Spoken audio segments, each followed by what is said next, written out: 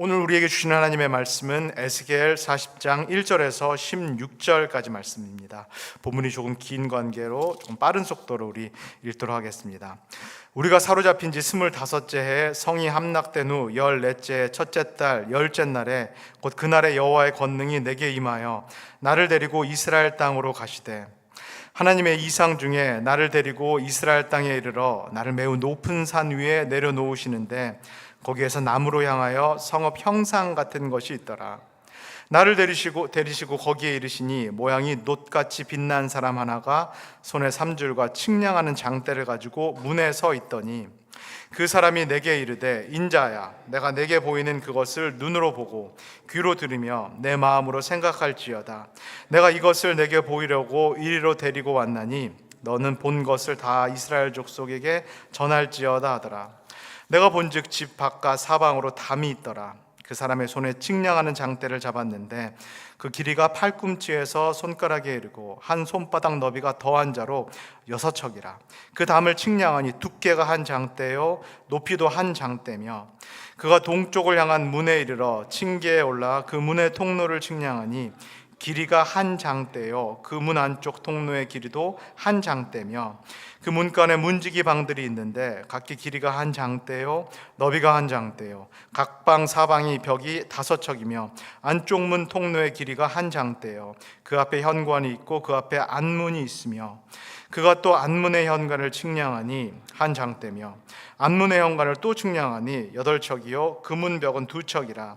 그 문의 현관이 안으로 향하였으며 그 동문간의 문지기 방은 왼쪽에 셋이 있고 오른쪽에 셋이 있으니 그 셋이 각각 같은 크기요 그 좌우 벽도 다 같은 크기며 또 그 문 통로를 측량하니 너비가 10척이요 길이가 13척이며 방 앞에 칸막이 벽이 있는데 이쪽 칸막이 벽도 한 척이요 저쪽 칸막이 벽도 한 척이며 그 방은 이쪽도 6척이요 저쪽도 6척이며 그가 그 문간을 측량하니 이 방 지붕가에서 저 방 지붕가까지 너비가 25척인데 방문은 서로 반대되었으며 그가 또 현관을 측량하니 너비가 20척이요 현관 사방에 뜰이 있으며 바깥 문 통로에서부터 안문 현관 앞까지 50척이며 문지기 방에는 각각 닫힌 창이 있고 문 안 좌우편에 있는 벽 사이에도 창이 있고 그 현관도 그러하고 그 창은 안 좌우편으로 버려 있으며 각 문 벽 위에는 종려나무를 새겼더라. 아멘.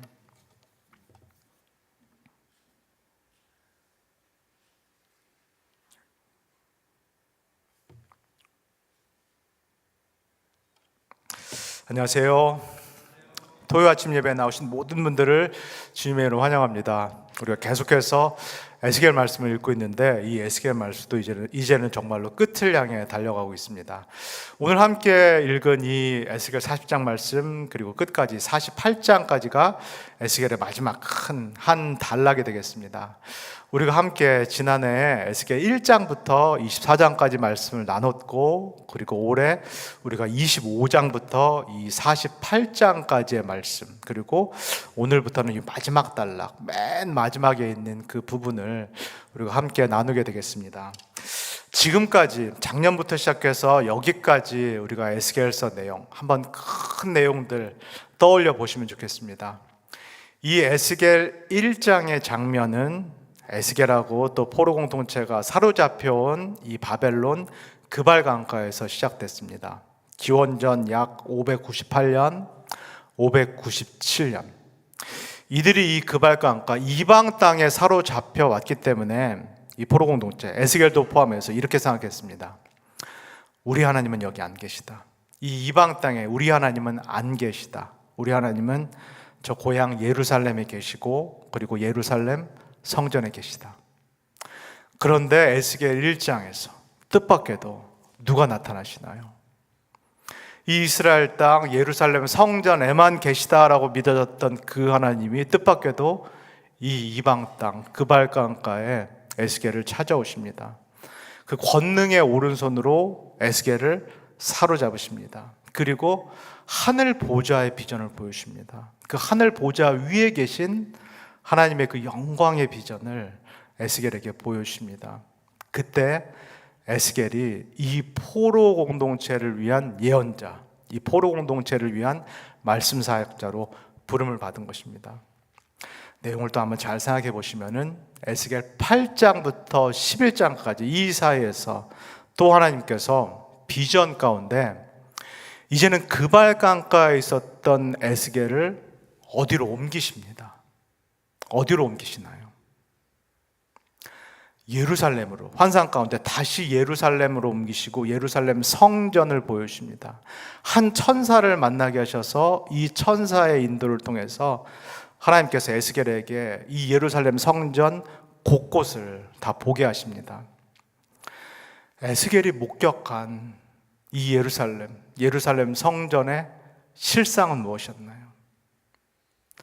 하나님의 집, 하나님의 성전인데 곳곳에서 사실은 우상 숭배가 오랫동안 자행되고 있었던 그 현실, 곳곳에서 사실은 비나이다를 사람들이 하고 있었던, 겉으로 보기에는 하나님의 집 같고 이곳에서 매일 예배가 드려지긴 했는데 적나라하게 표현하자면 사실은 이 하나님의 성전이 마치 무당 점집처럼 그렇게 변해버린 현실, 그 현실을 하나님께서 이 에스겔에게 보여주십니다. 그리고 결정적으로 11장, 에스겔도 너무나 놀랄 수밖에 없는 한 장면을 보게 되는데 하나님께서 11장에서 에스겔에게 무엇을 보여주시나요? 당신의 영광이 성전을 떠나는 장면을 보여줍니다. 예루살렘 성전은 여전히 남아있고 제사는 계속 지내지고 있는데 하나님의 영광, 하나님의 임재가 이제는 이 성전을 떠나는 장면. 그러면은 성전에 이제 하나님은 안 계시다. 예배는 있는데 하나님은 안 계시다. 하나님은 부재하시다라는 그 현실, 그 실제를 에스겔이 여기서 목격을 하게 됩니다. 에스겔이 이것을 보았기 때문에 12장부터 24장까지, 저희가 지난해 본 12장부터 24장까지는 하나님을 통해서 들려오는 이 이스라엘에 대한 신랄한 하나님의 비판의 메시지가 쏟아지기 시작합니다. 하나님께서 에스겔을 통하여서 이렇게 말씀합니다.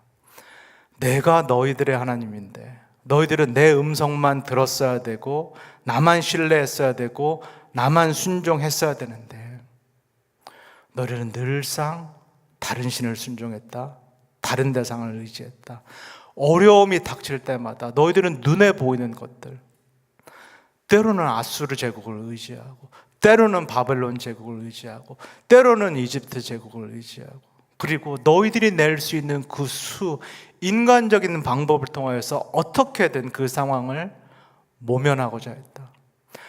내가 독수리 날개처럼 너희 조상들을 업어서 출애굽을 시켰고 광야를 통과하게 했고 불기둥과 구름기둥으로 인도했고 만나와 메추라기를 먹여서 요단강 앞까지 인도했고, 바로 내가 요단강을 건너게 했고 여리고성을 무너뜨렸고 가나안 모든 족속들을 무찔러서 너희들을 바로 이 내 땅인 이스라엘에게 살게 했는데, 그리고 내가 여기에 나의 집을 세웠는데 너희들이 나하고 약속한 그 언약을 지키지 않았다. 그리고 너희들도 여기 살고 있었던 가나안 민족들과 똑같이 내 땅을 더럽혔다. 너희들도 여기 살고 있었던 가나안 민족들과 똑같이 내 집에서 우상 숭배를 했다. 내 집에서 비나이다를 했다. 정말 우리가 듣기에도 참 어려울 정도로, 제가 작년에 이 12장부터 24장 말씀을 전했는데 제가 전할 때도 참 힘들 정도로 신랄한 이 이스라엘에 대한 하나님의 비판의 메시지가 위에서부터 아래까지 쏟아진 것입니다. 쏟아졌습니다. 하나님께서 그발 강가에서 포로로 사로잡혀 있는 이 에스겔을 여기서 부르시고 이 에스겔을 이렇게 비전 가운데 예루살렘 성전을 쫙 보여주시고 실상이 어떤지를 쫙 보여주시고, 그 다음에 12장부터 24장까지 너희들이 이것을 잘못했다라는 것을 신랄하게 에스겔을 통해서 여기 포로에 잡혀 있는 이 공동체에게 말씀하신 그 이유는 무엇인가요? 이 공동체에게 무엇을 촉구하기 위함이셨을까요? 이제는 제발 좀 인정을 하라는 겁니다. 예루살렘에서 평안이 있을 때는 몰랐을지라도 여기에 잡혀왔으면, 이 지경이 된 것을 이제는 본다라면 정말로 바닥을 치고 있다라는 거, 그래서 왜 이럴까라는 생각이 든다라면 이제는 이 말씀을 듣고 제발 실제의 모습을 보고 인정을 하라는 것입니다.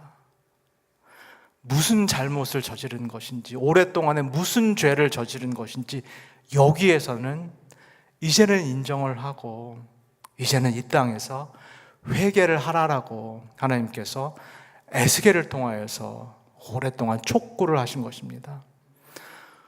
인정을 이제는 안 할래야 안 할 수 없는, 나는 그것을 느끼지 못해도 계속 억울할지도 모르겠는데, 내가 무슨 죄를 졌냐라고 계속 억울하게 생각할지도 모르겠는데, 이제는 인정을 안 할래야 안 할 수 없는, 이제는 두 손 두 발 다 들게 만드는 그 일이 에스겔 33장에서 일어났습니다.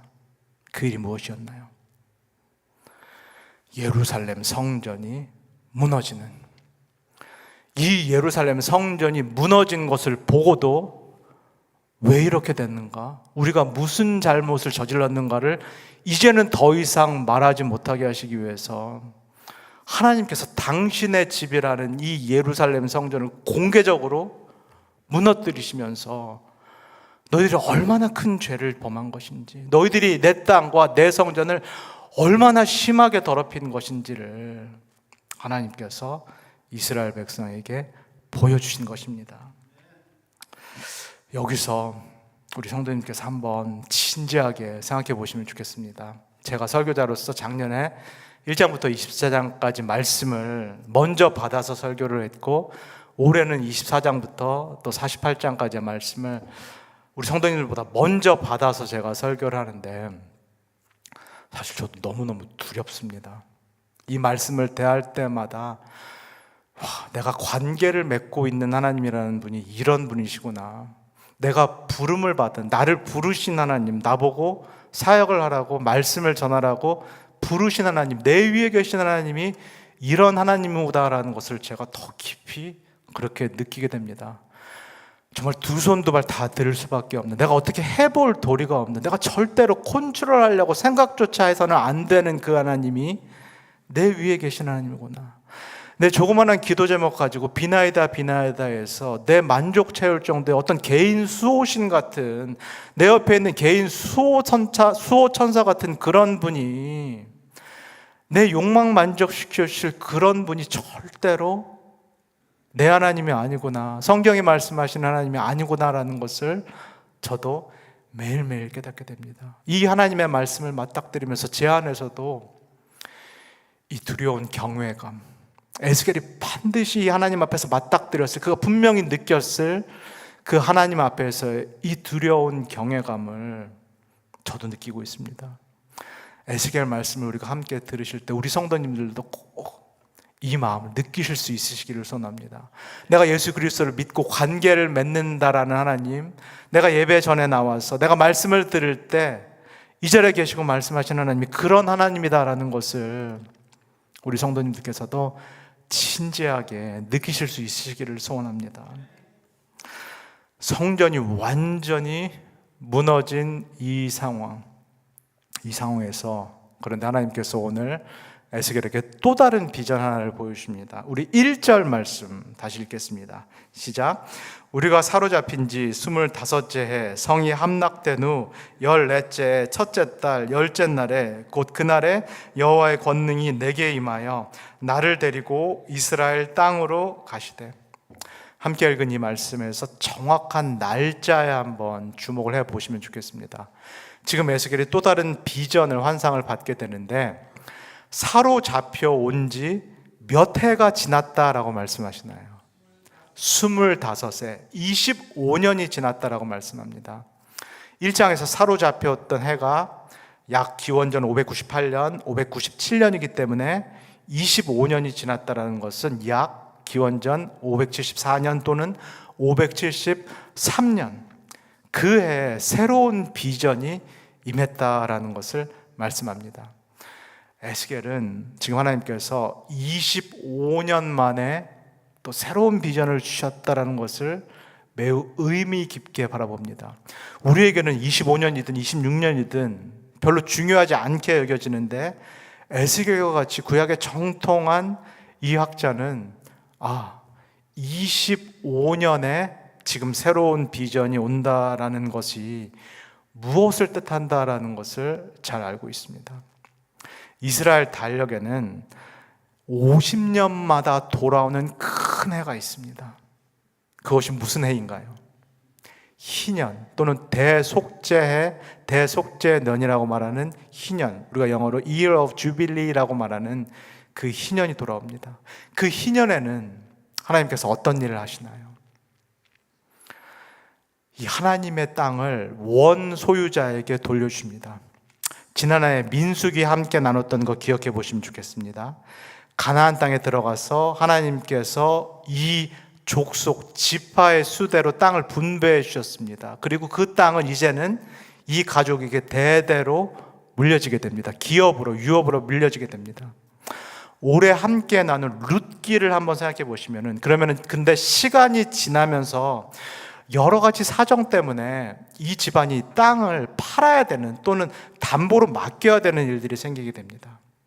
룻의 시어머니였던 나오미도 흉년이 들어서 경제적인 상황이 안 좋아서 물려받은 그 땅을 담보로 맡기고 모압 땅으로 들어갔습니다.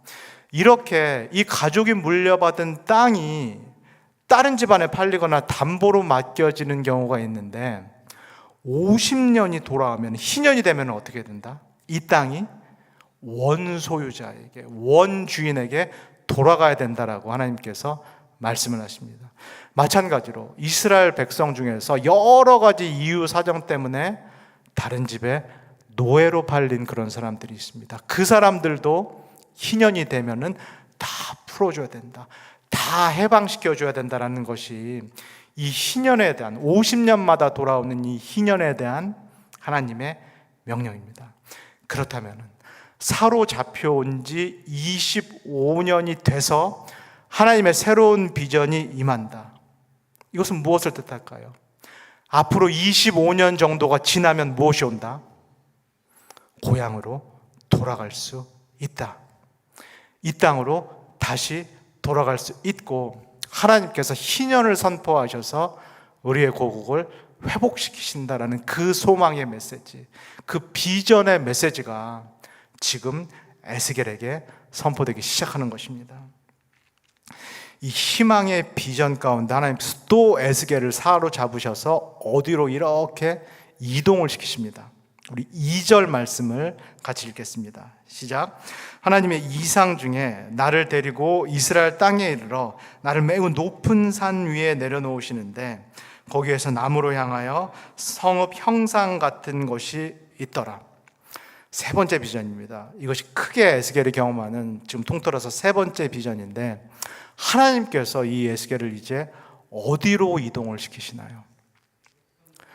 높은 산 위로 이 환상 가운데 에스겔을 이동시키십니다. 에스겔이 제가 여러 번 말씀드린 대로 제사장 가문 출신입니다. 제사장이라는 것은 성전에서 단지 예배만, 제사만 지내는 그런 역할을 하는 것이 아닙니다. 구약의 제사장은 이 토라, 하나님의 율법을 가르치는 사람입니다. 오늘날 따르면 저 같은 학자라든가 신학자 역할, 이것을 겸해서 했던 사람이 구약의 제사장입니다. 에스겔이 이 이스라엘의 역사, 토라, 구약에 정통하기 때문에 하나님께서 자신을 이 높은 곳에 데리고 가실 때부터 하나님이 무엇을 하신다라는 것을 알 수 있습니다. 하나님께서 높은 산으로 자신을 데리고 올라갈 때 에스겔은 분명히 모세나 엘리야를 떠올립니다. 예전에 하나님께서 이스라엘 공동체에게 말씀하실 때 이 지도자를 높은 산, 신의 산이라든가 높은 산, 갈멜산이라든가 높은 산으로 옮기셔서 하나님이 이 지도자와 독대를 하셨고 이들에게 말씀하셨다라는 거, 이것을 에스겔은 분명히 알고 있습니다. 하나님께서 에스겔을 이 높은 산 위에 올리셔서 그 아래를, 이스라엘 전체를 내려다보시게 하시는데 이 에스겔의 눈에 무엇이 보이나요? 어떤 도시 같은 형상이 보인다. 정확히 무엇인지는 모르겠는데 어떤 도시 같은, 성읍 같은 그런 형상이 이 에스겔 눈앞에 보이기 시작합니다. 그러면서 하나님께서 또 이 높은 산에서 에스겔을 이동시키십니다. 우리 3절과 4절을 읽을 텐데 하나님께서 어디로 에스겔을 끌고 가시는지 한번 보시면 좋겠습니다. 3절과 4절입니다. 시작. 나를 데리시고 거기에 이르시니 모양이 놋같이 빛난 사람 하나가 손에 3줄과 측량하는 장대를 가지고 문에 서 있더니 그 사람이 내게 이르되 인자야, 내가 내게 보이는 그것을 눈으로 보고 귀로 들으며 내 마음으로 생각할지어다. 내가 이것을 보이려고 이리로 데리고 왔나니 너는 본 것을 다 이스라엘 족속에게 전할지어다 하더라. 여기가 지금 하나님께서 에스겔에게 보여주시고 싶으신 최종 목적지, 내가 너를 그발강가에서 여기로 인도해서 이것을 보여주기 위해서, 그리고 너로 하여금 이것을 보게 하고 네가 본 비전을 다시 그발강가 포로 공동체에 전하게 하기 위해서 내가 이곳으로 너를 데리고 왔다라고 말씀합니다. 에스겔이 여기서 또 한 인물, 한 천사를 만나게 되는데 그 천사가 바로 에스겔 8장에서 만났던 동일한 천사입니다. 그때는 이 천사가 에스겔을 성전 곳곳을 투어를 시켜주시면서 얼마나 이스라엘이 타락했는지, 얼마나 이스라엘의 예배가 기복적이고 혼합적으로 변질되는지를 보여줬습니다. 근데 그 동일한 천사가 이제 이 에스겔을 다시 한번 이 성읍 같은 곳, 이 도시 같은 곳을 투어를 시키게 됩니다. 에스겔이 지금 보고 있는 이 도시 모양처럼 보이는 곳, 성읍 모양처럼 보이는 곳이 어디인가요? 무엇인가요? 새로운 성전입니다. 하나님께서 지으실 새로운 성전, 새로운 하나님의 집에 대한 비전을 에스겔이 이 자리에서 보게 되는 것입니다. 이 40장부터 48장까지는, 이제 끝날 때까지는 하나님께서 보여주시는 이 새로운 성전에 대한 비전인데, 오늘 지금 5절에서 6절까지 말씀을 다시 읽으실 때 하나님께서 여기서는 특별한 지역, 특별한 부분, 성전의 특별한 구역을 하나님께서 에스겔에게 보여주십니다. 두 부분, 두 구역을 하나님께서 이 5절에서 6절까지 보여주시는데, 이 두 특별한 부분이 어디인지 우리 성도님께서 한번 주의 깊게 보시면 좋겠습니다. 5절과 6절을 읽겠습니다. 시작. 내가 본즉 집 바깥 사방으로 담이 있더라. 그 사람의 손에 측량하는 장대를 잡았는데 그 길이가 팔꿈치에서 손가락에 이르고 한 손바닥 너비가 더한 자로 6척이라. 그 담을 측량하니 그 두께가 한 장대요 높이도 한 장대며 그가 동쪽을 향한 문에 이르러 층계에 올라 그 문의 통로를 측량하니 길이가 한 장대요 그 문 안쪽 통로의 길이도 한 장대요. 여러 부분들에 대한 묘사가 나왔고 그 단위들, 그 환산했던 단위들이 나오는데 그것을 다 떠나서 여기서 성전의 특별한 두 구역, 두 부분들은 무엇인가요?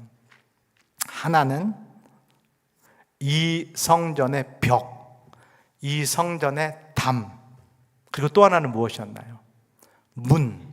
먼저 동쪽의 문을 보여주십니다. 이 두 가지를 먼저 보여주시는데 이 성전의 벽, 담, 그리고 문을 보여주십니다.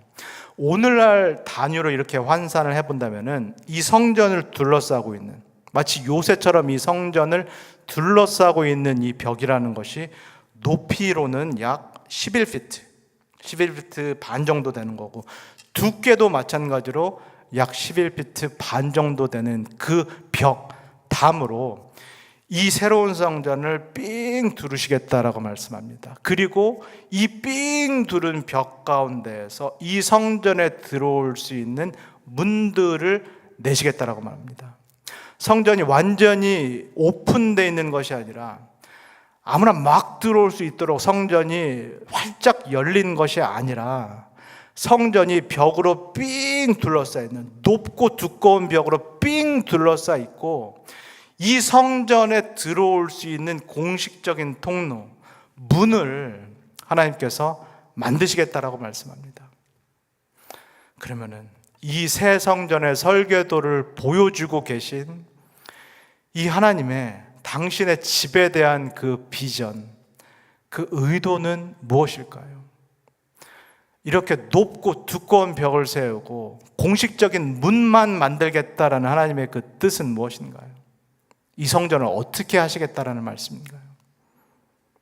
이 성전을 앞으로는 거룩하고 정결하게 지키시겠다는 말씀입니다.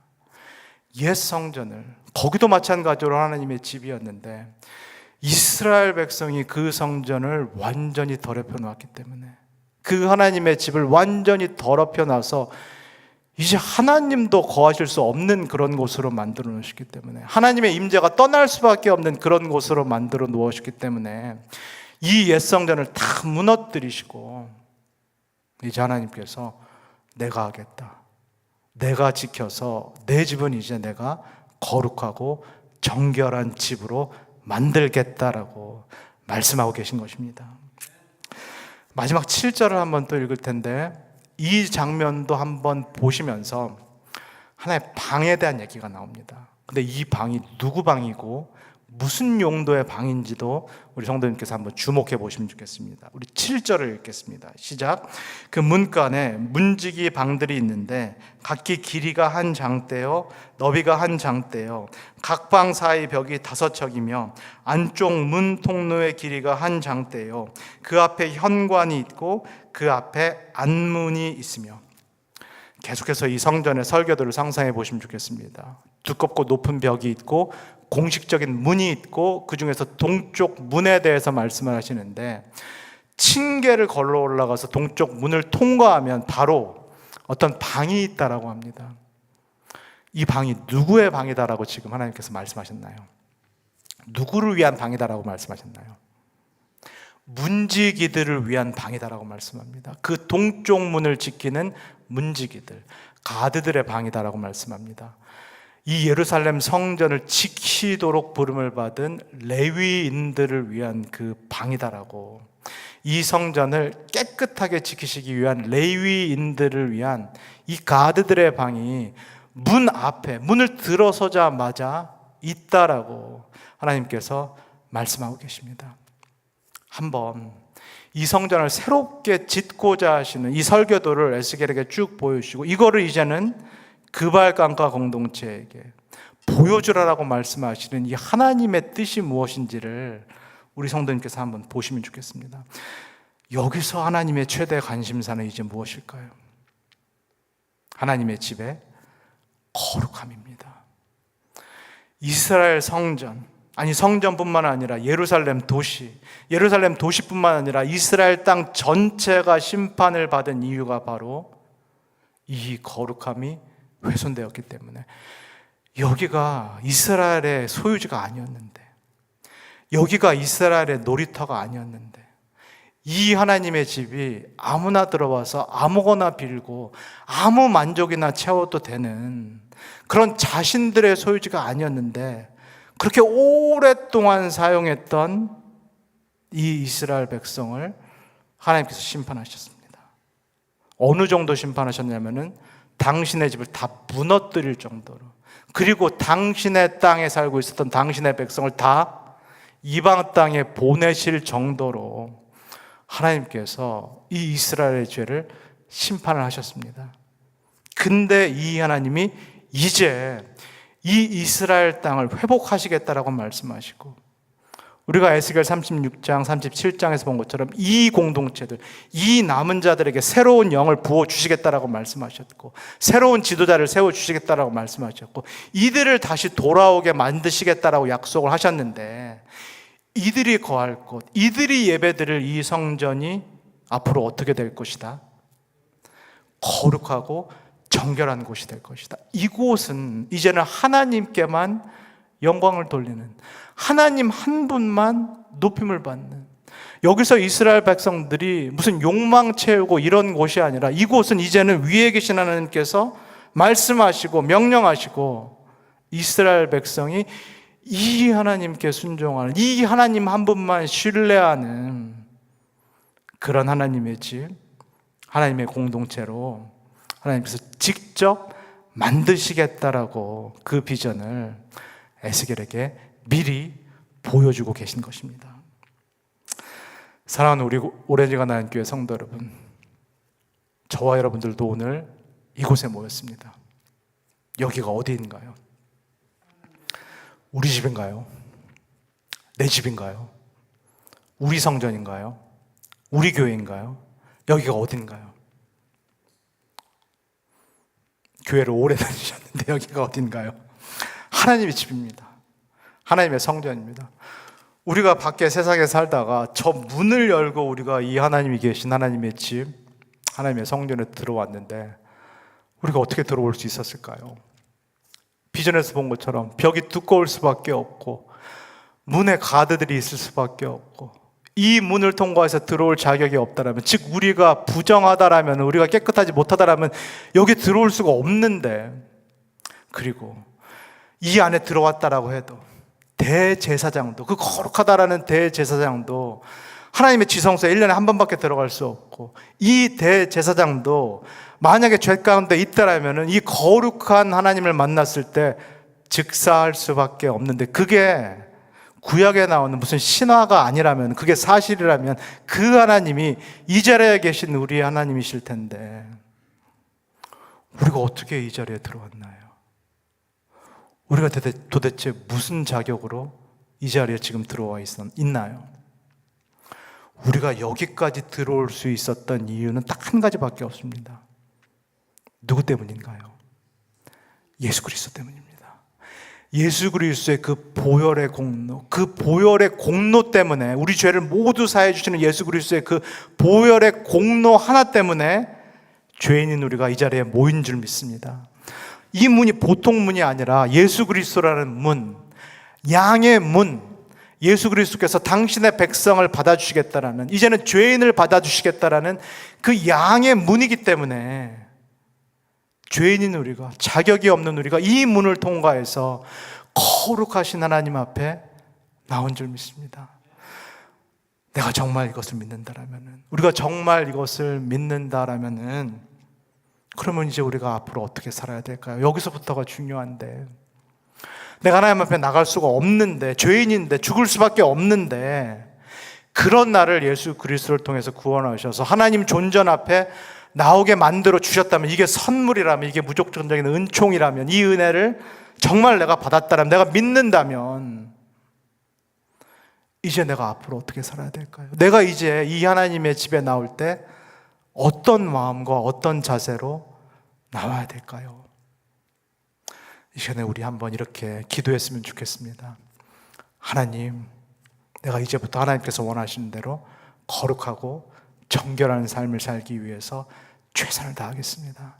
내가 하나님의 말씀을 경홀히 여기지 않겠습니다. 하나님께서 말씀하시는 거, 여기에 담겨있는 기록된 말씀, 그리고 예배에서 듣는 선포된 말씀, 내가 경홀히 여기지 않겠습니다.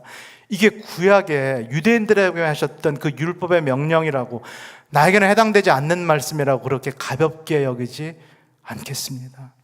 이 말씀이 다름 아닌 하나님께서 나에게 주시는 그 뜻이다라는 거, 거룩하고 정결한 하나님께서 나에게도 거룩하고 정결하게 살라라고 말씀하시는 나를 향한 하나님의 그 말씀이라고 내가 진지하게 그리고 무겁게 받겠습니다. 내가 이제는 교회에 나올 때마다 이 집이 내 집이라고 생각하지 않겠습니다. 여기가 내 맘대로 할 수 있는 놀이터라고 절대로 여기지 않겠습니다. 내가 여기에 나올 때 이곳이 하나님의 집이다라는 거, 나를 만족시킬 곳이 아니라 내가 여기서 하나님께 영광의 그 예배를 드릴 곳이며, 내가 하나님 한 분께만 감사와 찬양을 돌릴 그 거룩한 곳이라는 그 인식을 갖게 해 주옵소서. 이 시간에 이렇게 기도하실 수 있고 또 이렇게 결단하실 수 있는 우리 모든 성도님 되시기를 주 예수 그리스도의 이름으로 간절히 소원합니다. 다시 기도하겠습니다. 사랑해 주님 감사합니다. 오늘 에스겔 말씀을 통하여서 우리에게도 하나님의 뜻을 다시 한번 분명하게 보여주셔서 감사합니다. 하나님 아버지, 우리가 예수 그리스도를 통하여서 우리가 서 있는 그 하나님, 우리 앞에 계신 그분이 거룩하고 정결하신 하나님, 죄를 미워하시는 하나님이심을 내가 분명히 보게 하여 주시옵소서. 내가 사실은 이 하나님 앞에 설 수 없는데, 섰다 하면 바로 나도 죽을 수밖에 없는 그 죄인인데, 그러나 예수 그리스도의 보혈의 공로 때문에 내가 하나님께 나아올 수 있음을 고백합니다. 이 크신 은혜를 내가 받았음을 고백합니다. 하나님이 이 은혜를 받았기 때문에 하나님, 이제부터 내가 정말 은혜에 보답하는 그런 삶을 살게 하여 주시옵소서. 하나님께서 내게 원하시는 것이 거룩하고 정결한 삶이요, 죄를 미워하고 죄를 멀리하는 삶이라고 말씀하셨사오니, 하나님 아버지, 그러한 삶을 살기 위해서 최선을 다할 수 있도록 우리를 축복하여 주시옵소서. 하나님의 전에 나올 때마다, 예배 자리에 나올 때마다 내가 거룩하신 하나님의 존전 앞에 나간다는 것을 잊지 않게 하여 주시옵고, 하나님이 나를 만족시켜야 된다는 그 생각을 이제는 버리게 하옵소서. 이제는 내가 어떻게 하나님을 만족시켜 드릴까, 나에게 이 크신 은혜를 주신 하나님을 내가 어떻게 기쁘시게 할까를 우리가 깊이 묵상하는 성숙한 그리스도인들이 될 수 있도록 우리 모두를 축복하여 주시옵소서. 감사를 드리며 예수님의 이름으로 기도합니다. 아멘. 주기도문 하시고 각자 기도하도록 하겠습니다. 하늘에 계신 우리 아버지여, 이름이 거룩히 여김을 받으시오며 나라에 임하옵시며 뜻이 하늘에서 이룬 것 같이 땅에서도 이루어지이다. 오늘날 우리에게 일용할 양식을 주옵시고, 우리가 우리에게 죄진 자를 사하여 준 것 같이 우리의 죄를 사하여 주옵시고, 우리를 시험에 들게 하지 마옵시고 다만 악에서 구하옵소서. 나라와 권세와 영광이 아버지께 영원히 있사옵나이다. 아멘.